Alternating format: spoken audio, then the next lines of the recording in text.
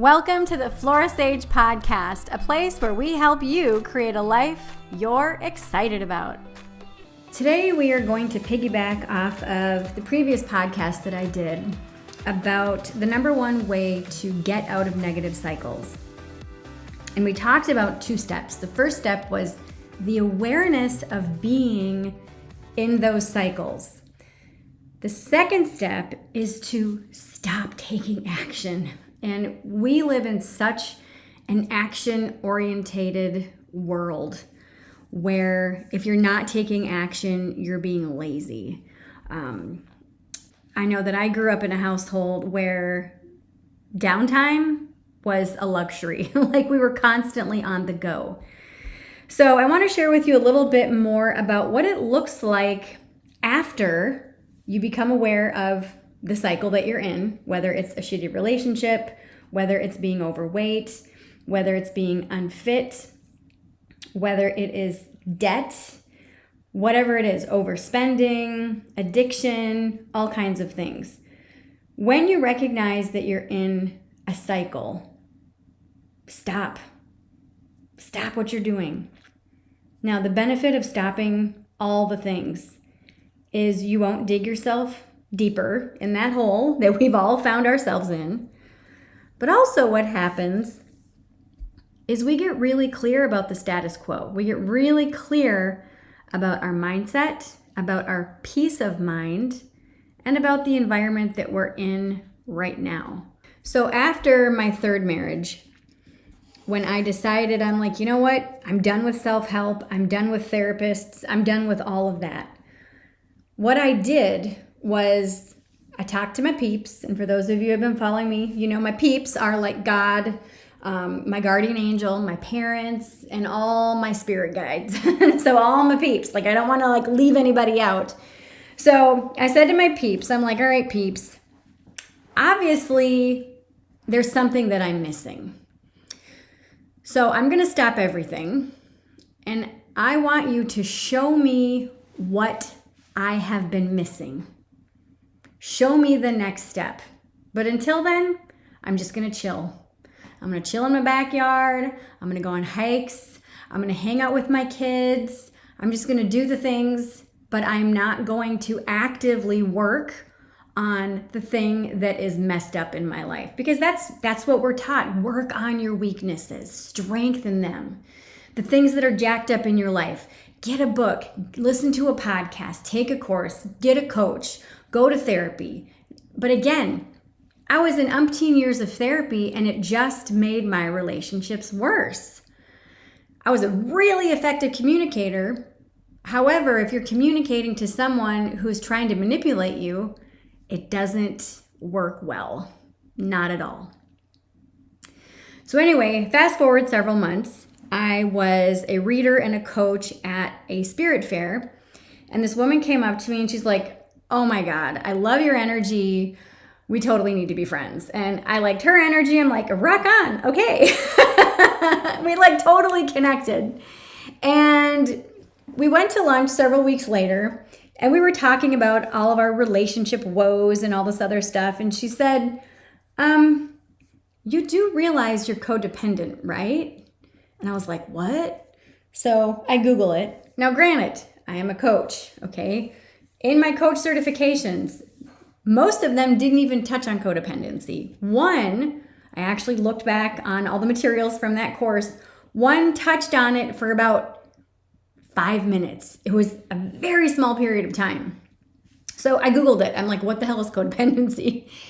And I realized when I was reading through that website and reading through this questionnaire that I was codependent. And I was like, oh my God, yes, I'm codependent. Yay. And she was like, oh my God. I'm like, what? She goes, I've never seen anybody excited to be codependent. And I'm like, you don't understand. Now I know how to fix my shit. Now I know that there is an answer to all of my relationship woes. I'm done having crappy relationships. I'm done having one-sided relationships. I'm done having a relationship where I'm the one doing all the work and the other person is just half-assing it. So I went to a meeting and totally resonated with everything. I'm like, yes, this is exactly where I need to be, because ultimately the only criteria that you need to be in Codependency Anonymous is that you want to have healthy relationships. And I'm like, yes, that is me. I want to have healthy relationships. So I got all the literature and I started to read through the 12 steps of codependency. I read through the 12 traditions, the promises, all the stuff. And I didn't think that I needed to go through the steps. I'm like, my ego mind was like, yeah, you got this. You're smart, you're an intellectual, you're good. Fast forward a couple months later, I had a relapse. I had a one-night stand. And I'm like, fuck, I don't want to be this person anymore. And so that's when I started to take my recovery seriously. And it took me about 7 months, but I got through the 12 steps of Codependency Anonymous. I went to at least 1 meeting a week. Sometimes I went to 3 meetings a week. But I really allowed myself to look at the cycles, look at the part I played in those cycles. And I realized that codependency started with me when I was a child. And the same cycles that I experienced with my mom, I experienced with my intimate partners. It was huge connecting the dots. It was huge connecting the cycles. And again, one of the things that we spoke about in the last episode is recognizing the cycle when we're in it. And it's hard. It's hard sometimes recognizing that cycle because we are in the thick of it. So if you feel that you keep repeating things in your life, like the weight gain and the weight loss, like you go on a diet, whatever type of diet it is, you drop the weight and then you're good for a few months and then you gain it back. And it's that cycle. It's the cycle of paying off your debt and then you're debt free for a few months and then you get back in debt again. It's that cycle. It's the cycle of the crappy relationships. All of these things are hard when we're in it. It feels like it's this never-ending rat race. It's this never-ending hamster wheel of one thing after another. And we're just like, oh my God, when is it going to stop? It's going to stop when you recognize that, for one, you are the common denominator in this cycle. Because typically we repeat these cycles with different diets, with different credit cards or different types of debt, with different people, with different situations. I mean, I gave away everything I owned and moved to South Africa. And I was there for almost 4 months. And I realized my life was exactly the same there as it was when I was in the US. And I was like, shit, okay. I am the common denominator. That was the time in between my second and third divorce. And again, that's another conversation for another podcast, moving to South Africa. But again, when you can recognize, when you can get rid of ego and all the bullshit stuff that we tell ourselves, like, oh, I'm not the problem. When we can get rid of the ego and just recognize, okay, maybe I am the problem here. Okay, maybe I got some shit to work on. That's when you can say, okay, I'm tired and frustrated. Okay, why am I tired and frustrated? What is going on in my life? And you get really honest with yourself about this. Now, in my book, The 1 Degree Shift, I talk about the cycle of getting clear about what you want. And the first part is, what's the situation? Where are you at? Where do you want to be? And what's one thing you can do to get there?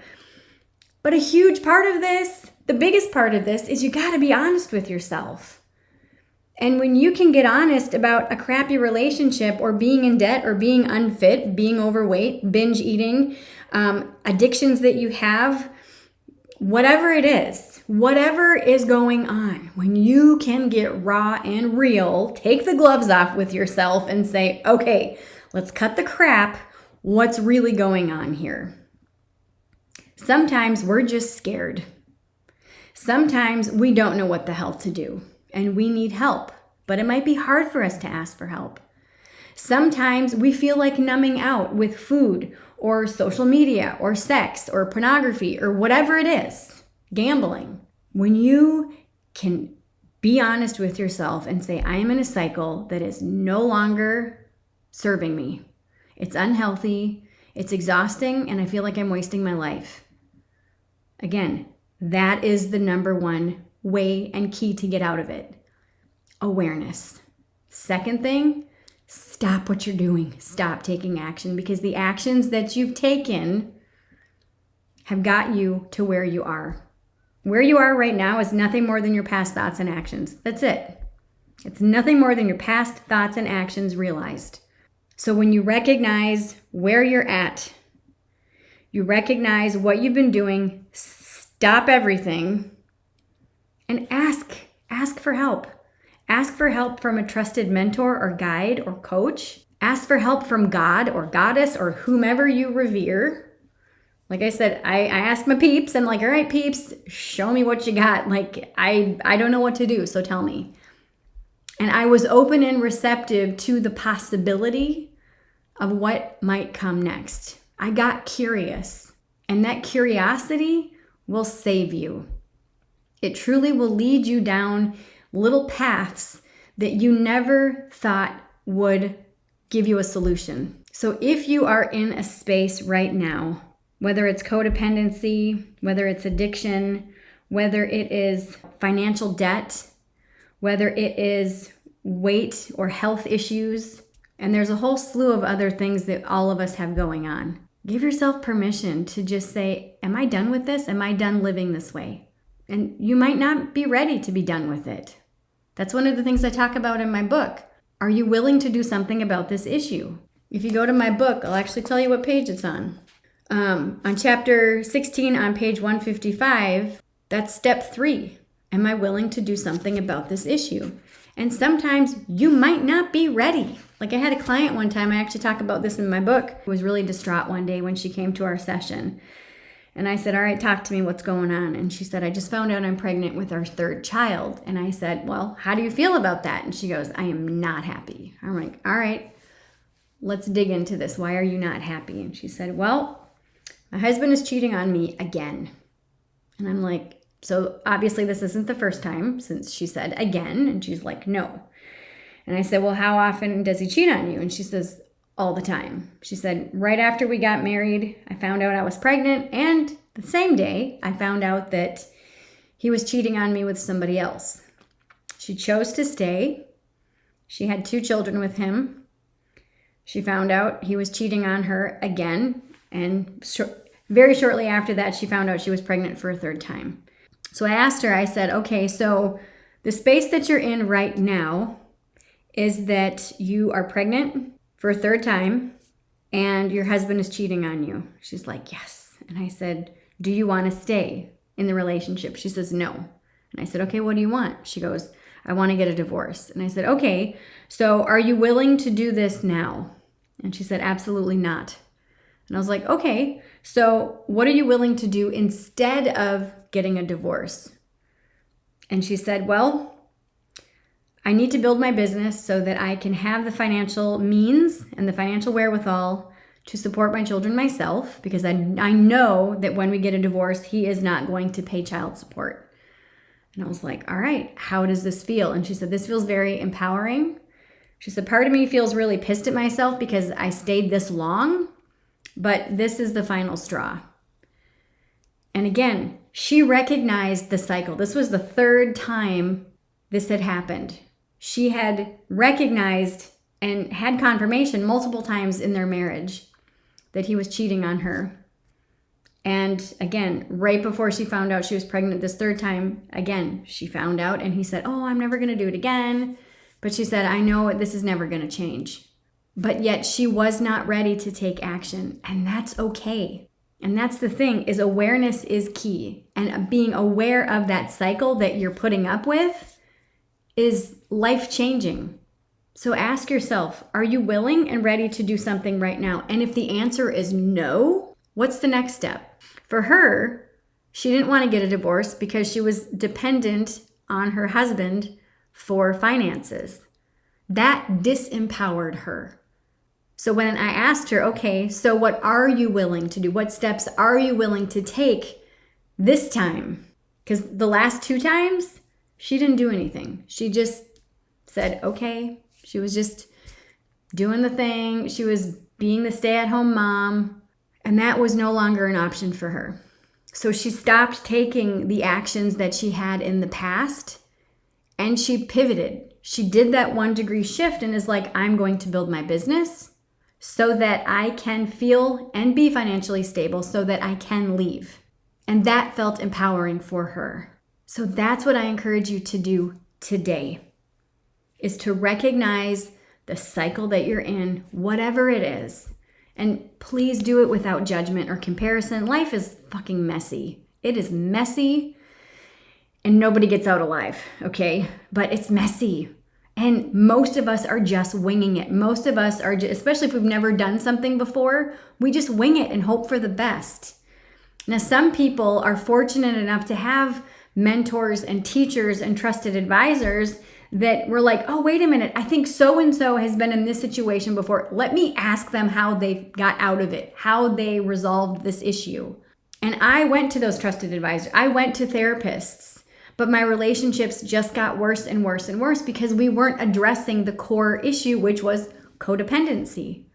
I don't know how they missed it. That's fine, whatever. I learned to be a very good communicator through working with them in my interpersonal relationships. But the fact of the matter is, when we figured out what the real issue was through stopping and giving myself some space, then I was able to finally fix that. I was finally able to fix me. I was finally able to say, I am no longer available for a codependent relationship. No longer available. I am no longer available to be in a relationship with somebody who's going to be 50-50. I'm only available to be in a relationship with somebody who's willing to give 100%, because that's what I give. 100%, that's a real relationship. 50-50 is just two people half-assing it. So give yourself permission today to look hard at your life and ask yourself, what am I done putting up with? What cycle am I done with? And again, awareness is key. The second thing, stop taking those actions that you've always taken. You have to start doing something new. We all know that old cliche, if you want something new, you need to do something new. So when you recognize where you're at and the cycle that you're in, and you stop taking action, get curious and ask yourself, okay, what is the next step? What could I do, or what resources are out there to help me really clear this particular thing in my life? If it's addiction, it could be that you're craving connection. It could be maybe you haven't mourned the loss of someone or something in your life. Maybe a therapist would help. Maybe EMDR, which is a type of therapy. Maybe rapid resolution therapy. There's a whole bunch of different types of therapies that help. I know, I still see a therapist every single Friday. I'm amazed that things still surface. Maybe it's financial issues. Do you know a financial coach that is willing to look at your situation without judgment? Some financial advisors are very judgy. Some are not. Find one that you resonate with. Ask yourself, do I really know how to manage finances? Many people aren't taught. Many people don't even talk about money during their, formative years. So really ask yourself, do I actually know what the heck I'm doing? If not, do I know someone who does? Give yourself permission to ask for guidance, ask for coaching, ask for advice. That's when you start to take action. Is when you can identify the actions you have yet to take, that you have not taken yet. And you recognize the opportunities that come with those different actions, with the different vantage point of what's going on. And that, my friends, is when you start to see the 1-degree shift in action, when you take those tiny little pivots and you get curious about this and that and other things in your life. And you get curious about the opportunities hidden inside of this seeming obstacle. I'm telling you, your whole life is going to crack open for the better. And yeah, it does get a little bit messy. When I made amends, this is a story for another podcast, but when I made amends with one person in particular, all hell broke loose.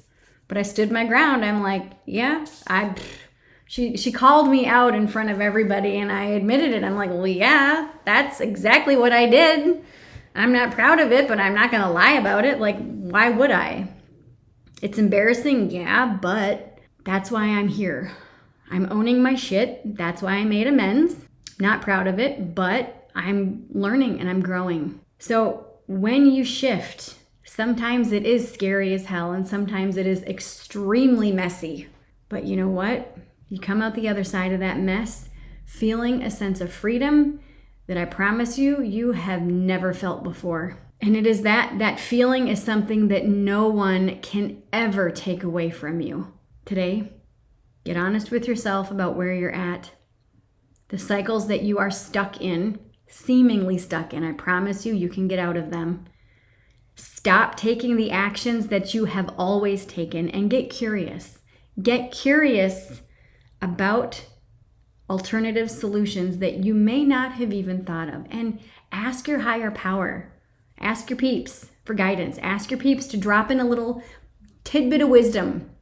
Ask your peeps to drop in that conversation with that person that will easily go, oh yeah, I know exactly somebody that I can connect you with. Or, oh yeah, did you know that you're codependent? Like what? Like I said, that one question cracked open my life and I've never been the same since. I have felt such a sense of confidence and such a sense of freedom since then. It's unbelievable, unbelievable.